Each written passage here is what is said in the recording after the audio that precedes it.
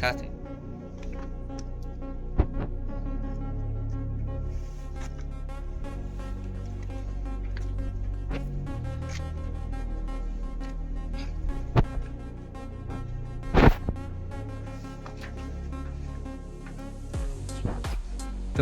તમે લોકો આ જોઈ શકો છો કે આ ગુફામાં આકૃતિ છે બુદ્ધ ભગવાનની ને એ બધા જ ભગવાનની.